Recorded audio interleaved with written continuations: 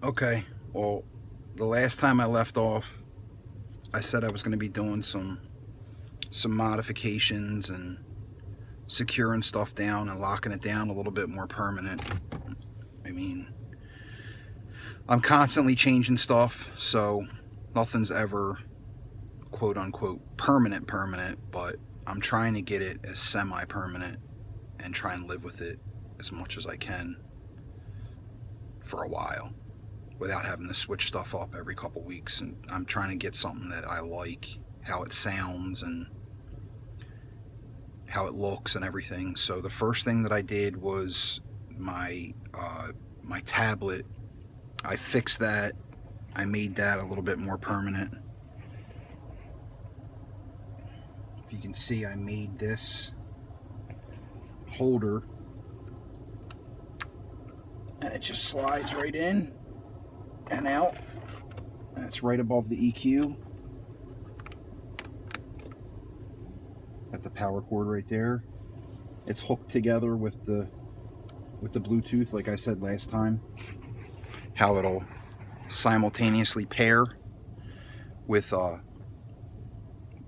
tablet and my phone at the same time. So if I'm playing music, somebody calls, I answer the phone, music pauses, I have my phone conversation right through the stereo, hang up, music goes right back on.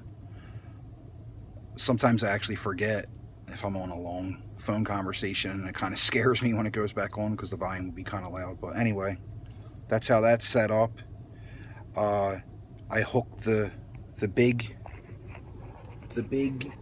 monoblock Jensen amp up. The thing's a monster. I think it runs like 300 RMS at 4 ohms and like 500 at 2 ohm. I got it pushing a 4 ohm load right now, so it's only getting like 3. But I mean, it's a solid 3. And then the last time when I was looking at the video, I don't think you guys were able to see the Kenwood amp. There it is. Little baby Kenwood. I mean, it is like super tiny. And that thing pushes out like 200 watts at 4 ohms and 300 at 2. And then for, I don't know, just for the fun of it, I'm probably going to be changing the box because I messed it up when I tried to make it a 4th order bandpass, and I got these boards glued to the side that I couldn't get off because the glue was too strong. I inverted my sub, and man, it sounds way better inverted. Let me show you that. It looks kind of cool too. But yeah, I know my box is crappy looking, and I'm eventually going to build something that you see how the enclosure is right here, or you see how the opening is right here, where the back seat folds down into. I'm going to build a box that fits perfectly smooth and level with the floor in there. I haven't decided whether I'm going to go with 115 or 212s yet. But I mean, that's all in the future. This is probably how it's going to be for a little while right now. But I just wanted to update that. I took the 4-channel amp out. I got 2 mono blocks and a 2-channel Jensen 400.2 running my door speakers and my rear pillar speakers. And then I got a little 35 or 30 watt a channel amp.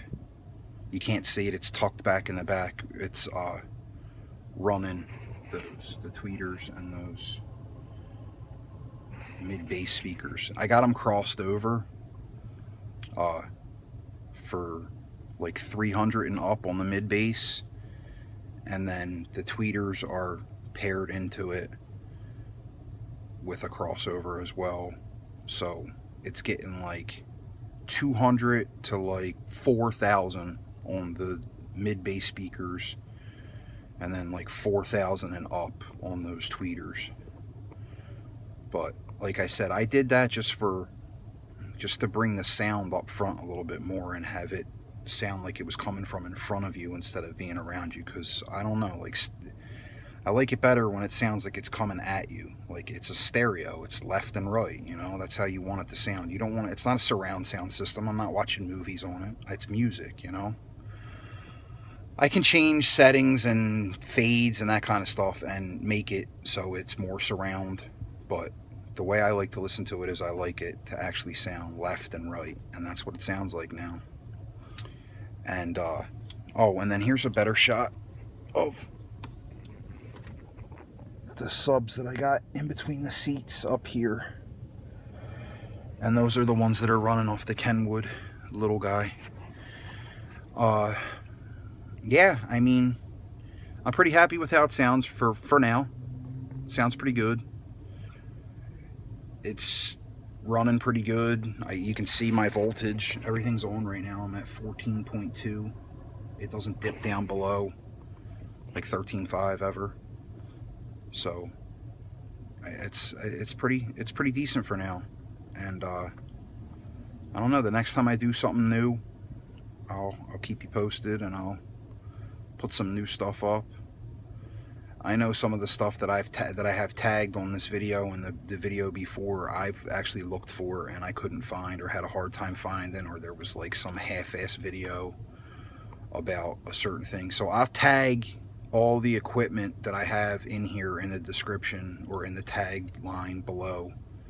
You know, I'll tag every amp, every speaker, all the manufacturers, that kind of stuff. So if people are searching for a certain thing and they want to see how it sounds, they can. I mean, if you have any questions on how I did anything, I check my emails and my comments pretty regularly, so just ask me, just hit me up, and I'll be more than happy to share the information that I have through trial and error. I mean, I've been working on this now for about 6 months on and off with a little bit of extra money here and there. I've been trying to keep it as inexpensive as possible and still be good and still sound good and not be too unbelievably corny or cheesy. For the most part, I think I succeeded. I mean, you know, like I said, there's a couple brands in here that I you know, a lot of people will be like, oh man, Jensen or Boss or whatever, they suck. And I used to be a snob like that too, when I had money and didn't have kids and I could afford to buy all kinds of name brand stuff. But I'm not even going to front, man. This Jensen little power 400.2 amp sounds way better on those Scar 6x8s than that MB Court amp that I had running, that I mentioned in the previous video. You know, an MB Court's supposed to be like, you know, super, like, you know, a good company, like high end, you know. So, or at least at one point they were. I don't know. Everybody always sells out to some Taiwan or Japan company, and then they buy names, and it's like, I know at one point MB Court was owned by a German manufacturer, and it was a really, really good. It rivaled with, like, you know, high-end Alpine and you know, Macintosh and companies like that. So, you know, I don't know if it's like that anymore. Probably not, because I know Nakamichi sold out. You can buy Nakamichi shit at Kmart. But all right, I'm gonna end it there. Peace.